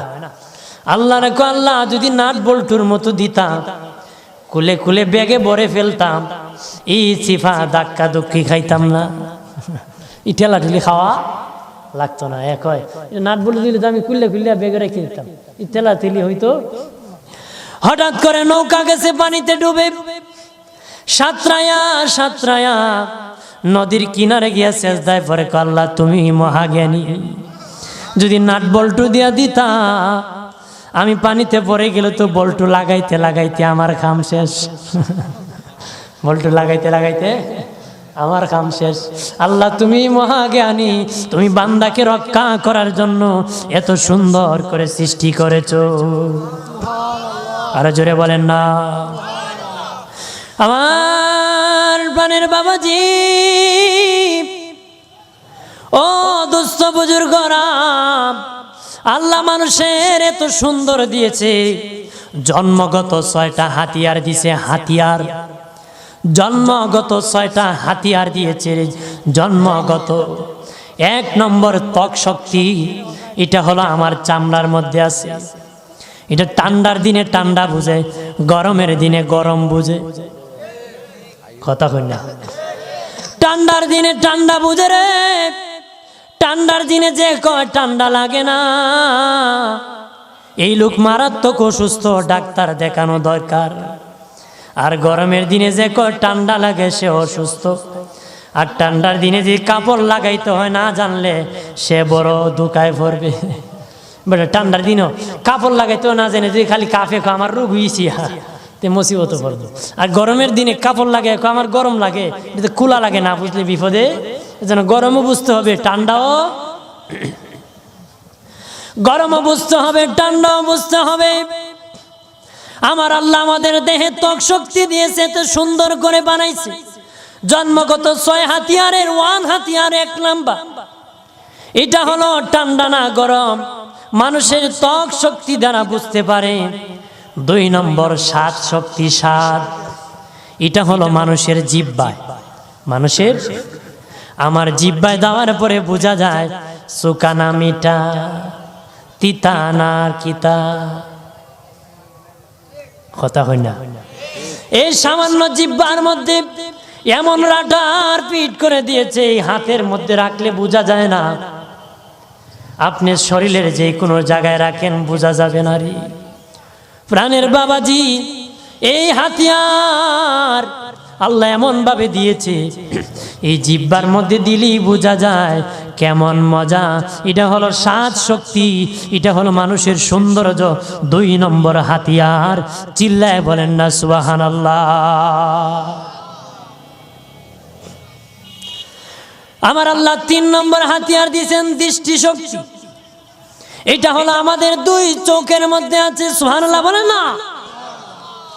আমাদের দৃষ্টি শক্তিটা জন্মগত দিয়েছে, এটা হলো 3 নম্বর হাতিয়ার, জন্মগত হাতিয়ার। মানুষের সৌন্দর্য, মানুষকে সুন্দর বানাইছে। চশমা লাগাইলে আরো সুন্দর লাগে।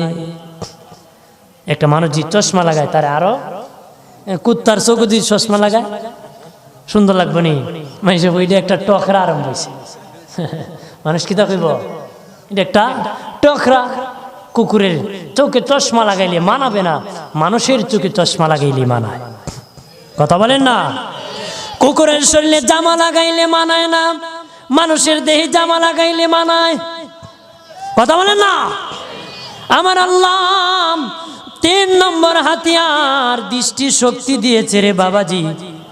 এটা হলো আমাদের 2টা চোখের মধ্যেই। 4 নম্বর হাতিয়ার দিয়েছে শ্রবণ শক্তি। এটা হলো আমাদের কানের মধ্যে। কের মধ্যে? কানের মধ্যে। এটা জন্মগত সৌন্দর্য হাতিয়ার, দৃষ্টি শক্তি, শ্রবণ শক্তি। কান দ্বারা মানুষ শুনে। কানের ভিতরে 19টা ছিদ্র আছে, 19টা ছিদ্র আছে কানের ভিতরে, 19টা ছিদ্র আছে। যেই ব্যক্তির কাছে গান শুনতেও ভালো লাগে, ওয়াজ শুনতেও ভালো লাগে, যাত্রা শুনতে ভালো লাগে, কোরআন তেলাওয়াত শুনতে ভালো লাগবে, মনে করবেন 19টা ছিদ্র আল্লাহ রাস্তায় এখনো দিতে পারেন নাই। এক ছিদ্র দিয়ে একটা ভালো লাগে, আর একটা ছিদ্র দিকে আরেকটা ভালো লাগে।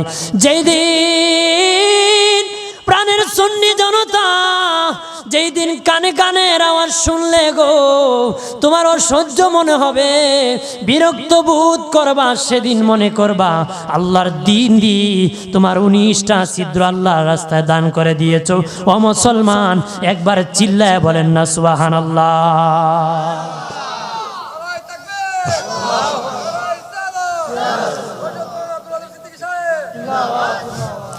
তারপরে আল্লাহর একটা হাতিয়ার দিয়েছেন মেধা শক্তি। কি শক্তি? মেধা শক্তিটা জন্মগত হাতিয়ার, জন্মগত হাতিয়ার মেধা শক্তি। মানুষকে আল্লাহ বিবেক দিয়েছে, বুদ্ধি দিয়েছে। সূরা শামসের মধ্যে আল্লাহ 14টা কসম খেয়ে বলেছেন ফাআলহামাহা ফুজুরাহা ওয়া তাকওয়াহা। আমি প্রত্যেককে বিবেক দিয়েছি, বুদ্ধি দিয়েছি, উল্টা পাল্টা বুঝার মতন জ্ঞান আমি দান করে দিয়েছি। ভালো মন্দ বুঝে ই আল্লাহ নফসের কথা বলেছে, 14টা কসম কেটেছে। এত কসম কোনো কিছুর কথা বলতে আল্লাহ বলেন নাই, নফসের কথা বলতে 14টা কসম কেটেছে। আরো জোরে বলে দুরুদ বলেন আল্লাহুম্মা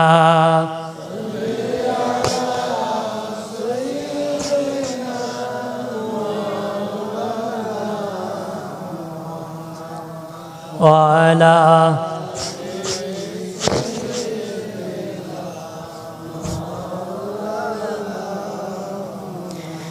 যেদিন হবে মিজান কারা, নেকি বদি পড়বে দরা, জবিন্দর নাই নবী সারা, কঠিন কাল হাসরে আল্লাহুম্মা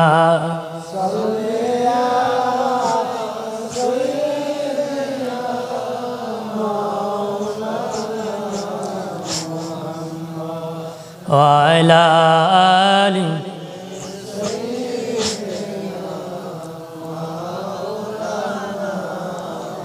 আমার প্রাণের মুসলিম জনতা, 5 নম্বর হাতিয়ার দিয়েছেন মেধা শক্তি, 6 নম্বর হাতিয়ার দিয়েছেন ঘ্রাণ শক্তি। ঘ্রাণ এটা তাকে নাকি ভালো ঘ্রাণ না মন্দ ঘ্রাণ বোঝা যায়।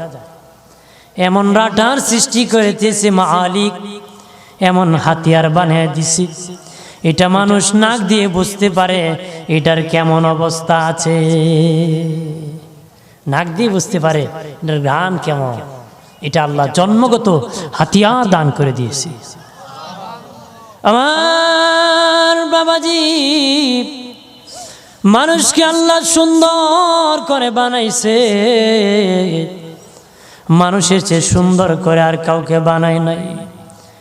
মানুষকে দেখে হেলা করিও না, মানুষকে অসম্মান করিও না, মানুষ মানুষের বিরুদ্ধে যেও না রে, মানুষ মানুষকে বকা দিও না, মানুষ কালো দেখলে হিংসা করিও না। অনেক লোক আছে ছেলে বিয়ে করাবে, কালো মেয়ে বিয়ে করাবো না, কিন্তু তার একটা কালো মেয়ে আছে, হুজুর দোয়া কইরো বিয়া দিতে পারি না। তাইলে আল্লাহর সৃষ্টি অবজ্ঞা করা হলো। খালা আনতাম না, আর খালাটা দিতে পারে না। অকৃতজ্ঞ কেন? অকৃতজ্ঞ কেন? শুকরিয়া আদায় করবা কা? জোরে বলেন কা? আল্লাহ যদি বলে একটা পিপিলিকা বানিয়ে দাও, পৃথিবীর কেউ পারবে? পারবে? আপনারা বলেন কেউ জীবনে কোনো একটা পিপিলিকাও দিতে পারবে না। ওই আল্লাহ মানুষ বানাইছে, কাউকে দেখিয়া মন্দ কথা বলবা না। ওই লোকটা দেখলেই মন খারাপ হয়ে যায় এমন শব্দটা বলিও না। আল্লাহকে আমার নিজ হাতে সবচেয়ে সুন্দর করে বানাইছি, তোরা যদি এই কথা বলোস আমি আল্লাহর বড় কষ্ট লাগে রে। আমার আল্লাহ বলেন লাকাদ খালাকনাল ইনসানা ফি আহসানি তাকওয়িম। এরপরে আল্লাহ বলেন সুম্মা রাদাদনাহু আসফালা সাফিলিন। আল্লাহ বলেন মানুষের সৌন্দর্য, মানুষের শক্তি চিরদিন থাকে না, মানুষের সৌন্দর্য চিরদিন থাকে না, মানুষের শক্তি চিরদিন থাকে না। কথা বলেন ঠিক কিনা? এখন যারা বৃদ্ধ জোয়ান কালে বড় সুন্দর ছিলেন, এখন যারা যুবক আছো বৃদ্ধকালে আর এই সৌন্দর্য থাকবে না রে। আল্লাহ বলেন চিরদিন মানুষের এই সৌন্দর্য থাকে না রে। এটা হলো একটা ব্যাখ্যা, মানুষ নিচু হয়ে যায়। আরেকটা ব্যাখ্যা হলো মানুষ এত নিচে চলে যায়, কোনো প্রাণীও এত নিচে চলে যায় না রে।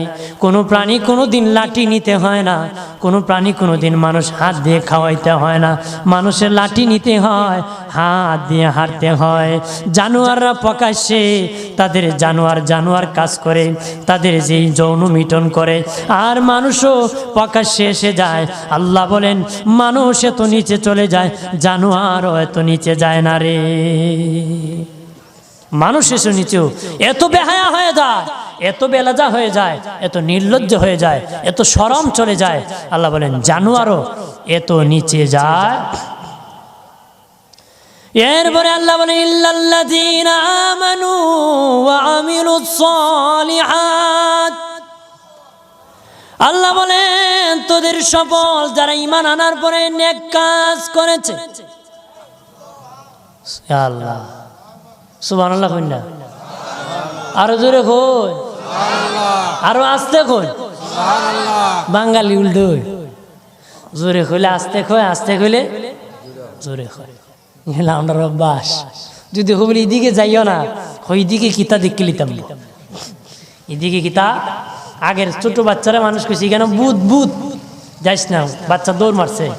এখন ছোট বাচ্চারা কোন বলে বুধ বাও দেখে লাই বুধটা কিতা, বুধটা কিতা আমার দেখা কত বুধ দে আমরা ধরছে।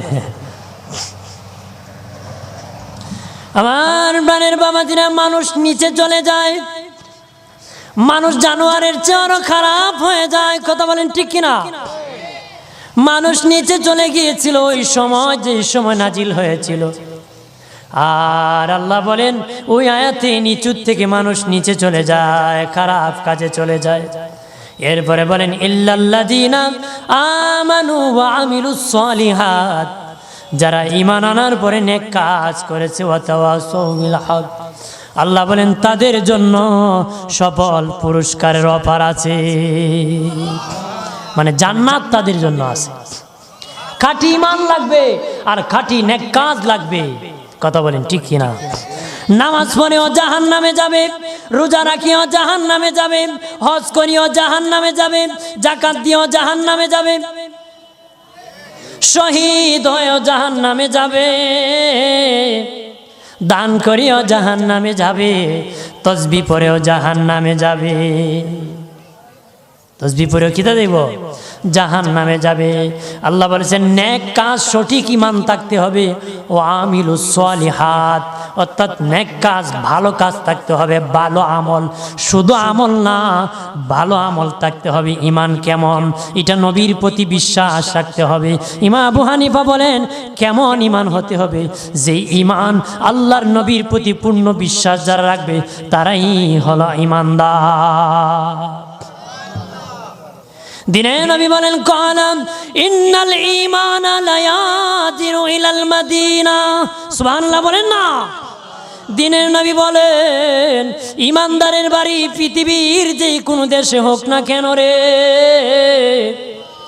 ঈমানদারের বাড়ি পৃথিবীর যে কোনো দেশে হোক না কেন, ঈমানদারের মন, ঈমানদারের জান, ঈমানদারের মন প্রাণ আমি রসুলের মদিনায় সর্বক্ষণ পরে থাকবে রে। আল্লাহ নবী আরো উদাহরণ দিয়া বলেন, সাপের গর্ত থেকে যখন সাপ আদার করার জন্য বের হয়, মনটা গর্তের ভিতরে থাকুক।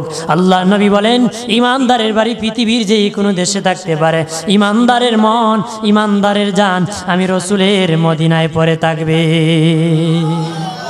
রসুলের মদিনায় যতক্ষণ যাবে না ওই ঈমানদারের মন শান্তি পাবে না। আরো জোরে বলেন না? এই জন্য বলে ইচ্ছে জাগে আমাদের যেতে মদিনা, ইচ্ছে জাগে চমকেতে সোনালি রওজা। পড়েন না? ইচ্ছে জাগে আমাদের যেতে মদিনা, ইচ্ছে জাগে চমকেতে সোনালি। সারা বছর অনেকে জিয়ারত করেন, জিলহজ মাসে হাজিরা হজ পালন করে। কথা বলে সারা বছর অনেকে জিয়ারত করেন, জিলহজ মাসে হাজিরা হজ পালন করে। আমরাও দমে কোনো যেতে পারি নাই, ইচ্ছে জাগে চুমুকেতে সোনালি রোজা বলো, ইচ্ছে জাগে চুমুকেতে। আমার আব্বুজিরা বাবাজিরা রে, ইমানদারের মন মদিনায় থাকবে এমন ইমানদার ও আমিলুস সালিহাত, নেক কাজ করবে আল্লাহর সন্তুষ্টির জন্য, মানুষকে দেখানোর জন্য যারা নামাজ পড়ে, মানুষকে দেখানোর জন্য যারা তাসবিহ পড়ে, মানুষকে দেখানোর জন্য যারা যাকাত দিয়ে দান করে, তার আমলে শিরিক হয়, আমলে শিরিক হয়, আমলে শিরিক হয়। লোক দেখানোর জন্য যারা আমল করে, ওই রকম এক লোক শহীদ হয়েছিল নবীর যুগে জিহাদের ময়দানে। তারপর নবী বলেছেন ওই লোকটা জাহান্নামী। নবী বলেছেন জাহান্নামী, সে আমার প্রতি ঈমান ও আকীদা, ঈমান সহি ছিল না, এজন্য জিহাদের মাঠে শহীদ হয়ে জাহান্নামে গেছে। সহিহ বুখারীতে হাদিস আছে, আল্লাহর নবী বলেছেন, আল্লাহর নবী বলেছেন ওই লোকটা জাহান্নামী। নবী জিহাদের কথা বলেছেন, ওই লোকটা মাল দান করেছে, মাল দান করেছে জিহাদি। যুদ্ধ যখন লেগে গেছে গো, ওই লোকটা যুদ্ধের ময়দানেও নেমে গেছে কাফেরের বিপক্ষে, মুসলমানের পক্ষে। সাহাবীরা আল্লাহর নবীর দরবারে আসিয়া কই, ইয়া রাসূলুল্লাহ, ওগো মায়ার নবী, নূরের নবী, আপনি বলেছেন জাহান্নামী, ওই লোকটারই এখন আমাদের সাথে জিহাদ করতেছে। নবী বলেন, বাবা সাহাবীরা রে, এরপরও সে জাহান্নামী। কিছুক্ষণ পরে কাফের তাকে আক্রমণ করেছে দেহেতে, আর আক্রমণে দেহের মধ্যে ব্যথা সৃষ্টি হয়েছে। তার নিজের ব্যথা নিজে শুইতে পারে নাই, ব্যথার যন্ত্রণায় তরবারির আছাড় জমিনে লাগাইয়া তরবারির মাথাটা পেটের মধ্যে লাগায় আত্মহত্যা করে মরে গিয়েছে। আত্মহত্যাকারী জাহান্নামী। সাহাবীরা দৌড়ায়, কোন নবীজি, সেই লোকটা জিহাদে দান করেছে, আপনার পাশনে নামাজ পড়েছে, ও নবীজি আমাদের পক্ষে জিহাদ করেছে, কাফের কি কচু কাটা করেছে গো নবীজি, তারপরে কেন এই লোকটা আত্মহত্যা করে জাহান্নামে হয়েছে? নবী বলেন, আমল দেখাইছে ঠিক, ঈমান ভালো ছিল না, আর উদ্দেশ্য ভালো ছিল না, এই জন্য শহীদ জিহাদের মাঠে যাইও যুদ্ধ করেও জাহান্নামে গিয়েছে। কি হয়েছে? জিহাদের মাঠে গিয়েছে। এই জন্য ও আমিলুস সালিহাত, নেক কাজ থাকলে আল্লাহ বলেন তার জন্য পুরস্কার আছে। পুরস্কার কি? বেহেশত আছে। পুরস্কার কি? বেহেশত আছে। আমাদের জালালি সাহেব কিছুক্ষণের মধ্যে এসে যাবে, আপনারা বেজান না খুশি? জোরে বলেন। আমি আরো আগে ছাড়লে আরো খুশি হইতেন, আরো আগে ছাড়লে আরো খুশি হইতেন। কিছু লোক কইতেছে উনি আবারও তো করে কি, হ্যাঁ তাড়াতাড়ি সারে না, সারে না কেন এমনও বলতেছেন? বলেন, তারপর বলতে হবে, ওনার আসার আগ পর্যন্ত কথা বলতে হবে আমাকে। শুনবেন নি? জোরে বলেন, শুনবে? খারাপ লাগে? আমি কি এই বক্কর চক্কর করতেছি? আঞ্চলিক ভাষা মানুষ কয়, কি করলো, বক্কর চক্কর করে চলে গেল। আমি তো এক্সট্রা সময় কাটাই নাই, ফাওবাজিও করি নাই, গলাবাজিও করি নাই। কারণ গলাবাজির নাম ওয়াজ না, উপদেশের নাম হলো ওয়াজ। উপদেশের নাম কি? ওয়াজ। পুঁথি গাওয়ার নাম ওয়াজ। ঠিক আছে, যান আপনি রেস্ট নেন, মুরব্বী মানুষ। সালাম হাজিরিন, উপদেশের নাম কি? ওয়াজ। এখন ওয়াজ হয়ে গেছে এক দলের শোনা নেশা হয়ে গেছে। নেশা কি হয়েছে? আরেক দলের ওয়াজ করা হয়েছে পেশা। এক দলের শোনা হয়েছে কি? নেশা। আরেক দলের ওয়াজ করা পেশা। বেটা ওয়াজ করেন, এটা খামলাই মনে হয়, ওয়াজ করুন টাকা পাই, এটা পেশা। আরেক পার্টি আছে অমুক কেন ওয়াজি করে যাইস রে, ওয়াজ শোনা তার নেশা হয়ে গেছে, কিন্তু আমলের খবর নাই। বেটা আসিয়া হুজুর ওয়াজ বড় টেস্ট লাগছে, জিগাইলাম নামাজ টেস্ট লাগে না, এখন মাতে না, এখন কথা বলে না। ওয়াজ টেস্ট লাগে, নামাজ টেস্ট লাগে না। কই ইমান বড় ডাট, নামাজ না পড়লে কেমন ইমান, যে ইমানে নামাজও নেয় না, যে ইমানে আপনাকে নামাজে নেয় না একদিন, আমার কি বিশ্বাস আপনি কেমন ইমানদার হয়েছেন। ইমানকে মজবুত করতে আল্লাহকে সিজদা করতে হবে, কথা বলেন না। আর সেখান থেকে শয়তানকে দূর করতে হবে, কথা বলেন। ইমানকে মজবুত করতে হবে। ইমান হলো দামি সম্পদ, ইমান না থাকলে কোনোদিন বেহেশতে যাওয়া যাবে না, কথা বলেন ঠিক কিনা। বেহেশতে যাওয়া যাবে? ইমান না থাকলে বেহেশতে যাওয়া যাবে না। আর নেক কাজ না থাকলেও ডাইরেক্ট বেহেশতে যাওয়া যাবে না। ইমান আনার পরে যারা নেক কাজ করবে আল্লাহ বলেন তারা হয়ে যাবে আমার ওলি বন্ধু। আপনারা যারা আছেন এখানে সবাই হলেন আল্লাহর ওলি। আমি বলে গেলাম সবাই আল্লাহর ওলি যদি আমল করে থাকেন, নামাজ পড়ে থাকেন। বলতে পারেন ও হুজুর আল্লাহর ওলি কেমনে হইলো বলে দে, আবার বেজালে পড়বেন না। বর্ষর সরকারি প্রাথমিক বিদ্যালয়ের মধ্যে 1 ক্লাসে একটা ছাত্র পড়ে, সেও ছাত্র। বৃন্দাবন কলেজে অনার্সে একটা ছাত্র পড়ে, ওই লোকটাও ছাত্র। বলেন 2 ছাত্রের মধ্যে কি পার্থক্য আসেনি? আসেনি? সবাই ছাত্র, কিন্তু ছাত্র ছাত্র এক না, অনেক ব্যবধান আছে। আমরা সবাই অলি, কিন্তু অলি অলি ক্লাস আছে। কেউ 1-এর অলি, কেউ শেষ দরজার অলি। আমাদের সুন্নি ইমান ঠিক আছে, আমরা যদি আমল বেশি করে করি আল্লাহর ওলি হয়ে যাব। জোরে বলেন কি হয়ে যাব? আমরা আমল বেশি করে করব না কম করে করব? জোরে বলেন বেশি করে না কম করে? বেশি করে করব। এখন আমল কমানোর যুগ, বাড়ানোর যুগ না। এখন আমল কেটে ফেলা হয়। এখন হাফ প্যান্ট বানাইতে চায়, ফুল প্যান্ট পরতে চায় না। হাফ প্যান্ট পরতে চায়, ফুল প্যান্ট পরতে চায় না। এক বৃদ্ধ লোক বৃদ্ধকালে প্যান্ট পরতে ইচ্ছে হয়েছে। আগে মানুষ কি প্যান্ট পরছেনি? বুড়া বেটা বাজার থেকে একটা প্যান্ট কিনে নিছে, নিয়ে দেখে 2 ইঞ্চি লম্বা হয়। কয় ইঞ্চি? তার বিবিরে কয় এটা 2 ইঞ্চি কাইটা দিবানি? বিবি কয় আমি বুড়া মানুষ, চৌকে দেখি না কেমনে কাটি। বেচারা গেছে তার ছেলের বউর কাছে, কয় আমার 2 ইঞ্চি কেটে দিবা? আব্বা দেখেন না আপনার নাতিদের যন্ত্রণায় পারছি না। গেছে বেচারা তার মেয়ের কাছে, 2 ইঞ্চি কেটে দিবা? মেয়ে কো বাবা লেখাপড়ার ঝামেলায় পারছি না। বুড়া চাচায় রাগ করে পেন আলমারিতে রেখে দিচ্ছে।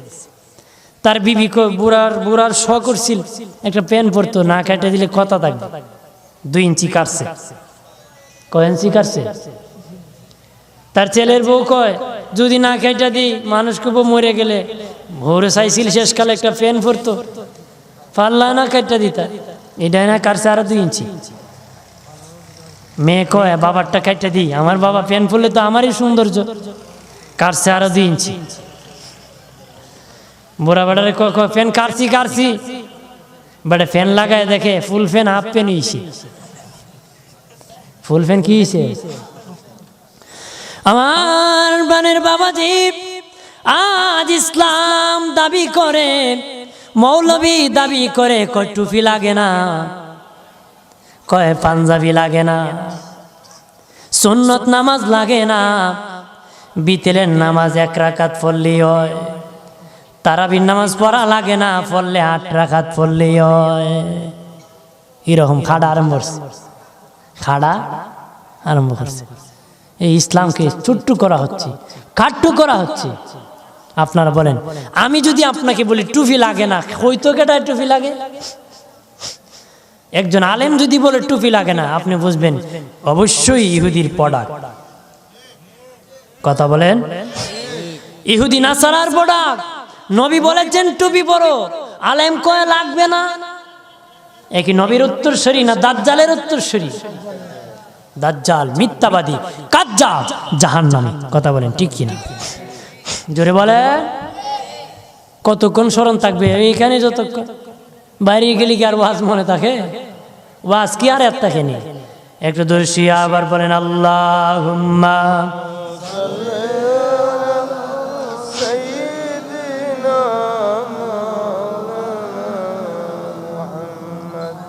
ওয়া আলা আলি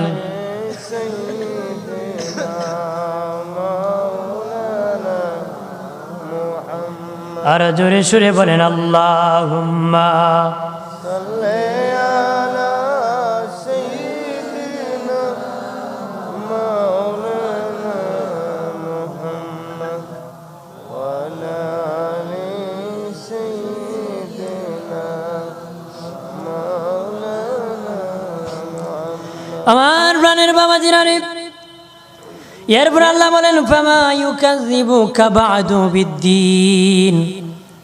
আমি আগেই বলেছিলাম, তারা বলেছিল কি বিচার হবে আর কি মানুষ জিন্দা হবে প্রথমেই। আল্লাহ বলেন তোমরা এরপর তোমাদের অস্বীকার করা, সুতরাং কিসের বিচার, কিসের দিনের ব্যাপারে তোমরা বলতেছো, তারা বলতেছে কিসের বিচারের দিনের। এরপরে আল্লাহ বলেন ফামা ইউকাযযিবুকা বা'দু বিদ্দীন আলাইসাল্লাহু বিআহকামিল হাকিমিন। সব বিচারকের শ্রেষ্ঠ বিচারক, সব বিচারকের শ্রেষ্ঠ বিচারক কি আল্লাহ নন? সব বিচারকের শ্রেষ্ঠ বিচারক হলেন আমার আল্লাহ। আল্লাহর বিচারের চেয়ে কেউ বড় বিচার করতে পারে না। কিয়ামতের দিন মানুষ জিন্দা করা হবে, আল্লাহ বিচার করবে, ইনসাফের বিচার করবে। আল্লাহ কাউকে জোর করে জাহান্নামে যাবে না, কাউকে জোর করে জান্নাতও দিবে না। প্রত্যেকের কর্মের বিনিময় জান্নাতে যাবে, কর্মের বিনিময় জাহান্নামে যাবে। আল্লাহ হাসরের দিন কারো প্রতি জুলুম করবে না। আল্লাহ হলেন বিচারকের বিচারক, আল্লাহর উপর বিচারক নাই। আল্লাহ হাসরের দিন ইনসাফের বিচার করবে। আল্লাহ ইনসাফের বিচার করবে, যার প্রাপ্য যেটা তাকে সেই প্রাপ্য আদায় করে দিবে। বাবাজি, তারা বলেছিল বিচার হবে না, আল্লাহ বলেন বিচার হবে। আর আল্লাহ ইনসাফের বিচার করবেন। আল্লাহ বলেন সেই দিন প্রতিদান আল্লাহ দিবেন। আর যারা অস্বীকৃতি দিয়েছে তাদের সাজা আল্লাহ দিবে। তাদের সাজা কি দিবে? আল্লাহ দিবে। আর যারা ভালো কাজ করবে তাদের পুরস্কার আল্লাহ দিবে গো। ও বাগনীপাড়ার শাস্তাগঞ্জের আশেপাশের বাবাজি, আমরা কি চাই হাসরের দিন আল্লাহ আমাদেরকে পুরস্কার দেব? জোরে বলেন চাননি? হাসরের দিন আল্লাহ আমাদেরকে জান্নাতটা দেব, জান্নাতটা। আমরা জান্নাতের মালিক হই, আমরা জান্নাতের মালিক হই। জান্নাতের কামাই করতে হবে রে, আমরা যেন জান্নাতের মালিক হই। আল্লাহর কাছে জান্নাত চাই। 5 ওয়াক্ত নামাজ পড়ে বলব আল্লাহ আমাদেরকে জাহান্নাম থেকে মুক্তি দাও, আমাদেরকে জান্নাতের মেহমান বানাও। আমাদের বড় পীর আব্দুল কাদের জিলানী রহমতুল্লাহ আলাইহি বলেছিলেন, আল্লাহ যে জান্নাতে তুমি নাই গো, ওই জান্নাতের আমার দরকার নাই। যদি জাহান্নামে গিয়েও তোমারে পাই, ওই জান্নাতই আমার দরকার। আপনিও কইন হালকা বলে আল্লাহ জাহান্নামই আমার দরকার। হামায় না, হামাই তো না। আল্লাহ জাহান্নাম সাহেব তোমার জাহান্নাম দেখাবো, এটা আমার মুখে মানায় না, আব্দুল কাদের জিলানির মুখে মানায়। আপনার এখন বেটার খালাবো যদি বলে আইতাম না, বেটা না আইস না, আর তাকি আনে। হ্যাঁ, বউর প্রতি বিরক্ত, তুমি যদি না আসিয়া নেও আমি যাব না। বেটা খাওয়া দায় ভাইছি তা হয়ে গেল। আর বউর যদি গুণ থাকে বলে আমি তুমি না আসলে আসবো না, বেটা 14 কাম ফালেও রিজার্ভ গাড়ি নিয়ে গান। আমাদের কোয়ালিটি কম। আমরা যদি বলি জাহান্নাম দিয়ে দাও, আল্লাহ তাক জাহান্নামে। আব্দুল কাদের জিলানী আল্লাহর বন্ধু, কোয়ালিটি সম্পূর্ণ। উনি বলেছে জাহান্নাম দাও, আল্লাহ না না আসো জান্নাতে, দিদার হবে জান্নাতে। আর জোরে বলে রে প্রাণের বাবাজি, বেশি বেশি করে নেক কাজ করবো, আল্লাহর কাছে জান্নাত চাবো। আর যারা জাহান্নামের রাস্তা আছে তাদের পথ থেকে দূর থাকবো। রাজি আছি তো? জোরে বলেন রাজি আছেন তো? রাজি আছে? সবাই রাজি আছে? মিথ্যা কথা বলবো না, মিথ্যা মামলা দিব না, মিথ্যা সাক্ষী দিব না, মিথ্যা কথা বলবো না, হাত দিয়ে খারাপ কাজ করব না, পা দিয়ে খারাপ কাজে যাব না, জবান দিয়ে শেকায়েত গিবত করব না। রাজি আছি? জোরে বলেন। জবান মুখ দিয়ে হারাম খাবার খাবো না, এটা আমাদের কোয়ালিটি কোয়ান্টিটি। আর যদি হারাম কাজ করেন, সূরা 3-এর শেষে আল্লাহ বলেছেন ইনসাফের বিচার করবে, ইনসাফের বিচার করে আল্লাহ বিচার করে দিবে। সূরা 3 বারা ইবনে আযম থেকে হাদিস বর্ণনা করেছেন ইমাম বুখারী রাহিমাহুল্লাহ। ওনার বুখারী শরীফের মধ্যে হাদিস এনেছেন বারা ইবনে আযিম রাদিয়াল্লাহু থেকে হাদিস বর্ণিত। বারা ইবনে আযিম বলেন, আমি আল্লাহ নবীর পাশনে এশারের নামাজ পড়েছি। আমি এশারের নামাজে আল্লাহর নবীকে সূরা 3 তেলাওয়াত করতে শুনেছি। আরো জোরে বলেন।